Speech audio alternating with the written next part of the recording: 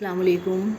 میں نے اس سے پہلے ویڈیو میں بتایا تھا کہ اللہ پاک نے آدم علیہ السلام کی تخلیق کی، کہا کہ میں زمین میں خلیفہ بھیجنے والا ہوں، اور فرشتوں نے کہا، اعتراض کیا کہ وہ تو تیری نافرمانی کریں گے، خون ریزی کریں گے زمین میں، اور ہم تو تیری تسبیح کرتے ہیں، اور سب باتیں میں نے بتائی تھی۔ پھر اس کے بعد فرشتوں اللہ پاک نے ان کو سارے نام سکھائے، ہمارے تمہارے جو جس چیز کی دنیا میں ضرورت ہے سارے نام انہیں سکھا دیے۔ پھر فرشتے سے پوچھا کہ تم اب نام بتاؤ، تو انہوں نے کہا کہ ہمیں علم نہیں ہے جتنا تم نے ہمیں سکھا دیا، ہمیں صرف اتنا علم ہے، اور آپ ہی سب جانتے ہو، آپ ہی علیم الحکیم ہو۔ اس کے بعد اللہ پاک نے آدم علیہ السلام سے کہا کہ بتاؤ وہ نام جو میں نے تمہیں سکھائے ہیں۔ تو آدم علیہ السلام نے بتائے، لیکن بتانے میں کلام پاک میں ہے کہ ٹائم لگا انہیں، کیونکہ اتنے سارے نام تھے۔ اس ٹائم ہم وہاں موجود تھے، ہماری روح موجود تھی، یہ غیب ہے، اس لیے تو کہتے ہیں غیب پہ ایمان لانا بہت ضروری ہے۔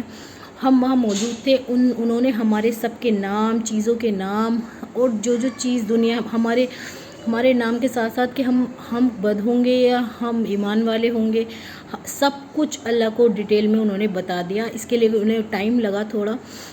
پھر اللہ نے فرشتوں سے کہا کہ جو میں جانتا ہوں وہ تم نہیں جانتے، اور جس چیز زمین اور آسمان میں جو کچھ بھی ہے اس کا سب کا علم اللہ کو ہے، مجھے ہے، یعنی کہ اللہ کو ہے۔ لیکن اللہ پاک نے پھر ایک بات اور کہی اسی ٹائم کہ میں وہ بھی جانتا ہوں جو تمہارے دلوں میں ہے، اور وہ بھی جانتا ہوں جو تم ظاہر کرتے ہو، اور وہ بھی جانتا ہوں جو تم چھپاتے ہو۔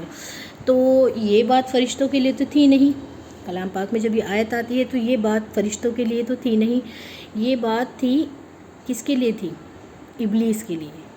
کیونکہ فرشتوں نے تو اللہ کو ظاہر کر دیا تھا کہ ہاں ہمیں اس بات پہ اعتراض ہے، لیکن جب اللہ پاک نے کہا کہ تم مجھے وہ نام بتاؤ جو آدم علیہ السلام بتا رہے ہیں، تو فرشتوں سے تو بتائے نہیں گئے، انہوں نے تو کہا کہ اللہ آپ کو علم ہے، ہمیں تو اتنا علم ہے جتنا آپ نے ہمیں سکھا دیا۔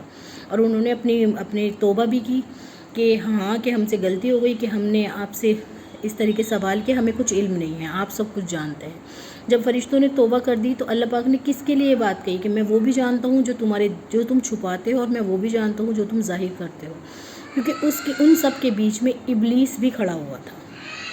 اللہ پاک جانتے تھے کہ اس کے دل میں کیا چل رہا ہے، وہ کیا سوچ رہا ہے، اللہ پاک کو علم تھا وہ کیا سوچ رہا ہے۔ پھر اللہ پاک نے حکم، جب ساری چیزیں آدم علیہ السلام نے بتا دی، ساری چیزوں کے بارے میں بتا دیا، ہم بھی اس وقت موجود تھے، ہم وہاں موجود تھے، لیکن کہنا غیب ہے اللہ، لیکن اللہ نے ہمیں بتا دیا۔ اور پھر جب کہا کہ اب آدم کو سجدہ کرو، تو سب فرشتوں نے سجدہ کیا سوائے ابلیس کے۔ ابلیس نے سجدہ کیوں نہیں کیا؟ اپنے تکبر کی وجہ سے، کیونکہ اللہ نے اس کو پاور دے رکھی تھی، فرشتوں پہ بھی پاور دے رکھی تھی اس کو، وہ جنوں میں سے تھا، وہ فرشتوں میں سے نہیں تھا، اور اس کو پاور دے رکھی تھی۔ اس کو اسی بات کا حسد اور تکبر آیا کہ میں جو ہوں، میں تو اس قدر اتنا بڑا ہوں، مجھے تو اتنی پاور ملی ہوئی ہے، جو ابھی یہ پیدا بھی نہیں ہوا، ابھی یہ دنیا میں گیا بھی نہیں، اس کو ابھی سے اس کو ہم ابھی سے ہی سجدہ کریں۔ اس کے دل میں یہ بات، اللہ کو پتہ تھا اس کے دل میں یہ ہے بات، تو اللہ پاک نے کہا نا میں جانتا ہوں تمہارے دلوں میں جو ہے، تم جو ظاہر کرتے ہو، جو تم چھپاتے ہو۔ اس کے بعد اللہ نے کہا کہ اب یہ کافر ہو گیا، مطلب پوری زندگی بھر کے لیے وہ کافر ہو گیا۔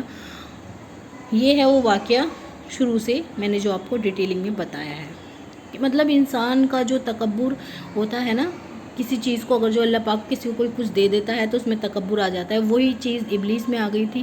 اسے یہ لگا کہ میں تو سب سے اچھا ہوں، میں تو سب سے زیادہ عبادت گزار ہوں، اور میں تو سب باتیں جانتا ہوں، اور مجھے سجدے کا حکم دے دیا، میں بننا چاہیے تھا خلیفہ، مجھے بناتا دنیا میں خلیفہ۔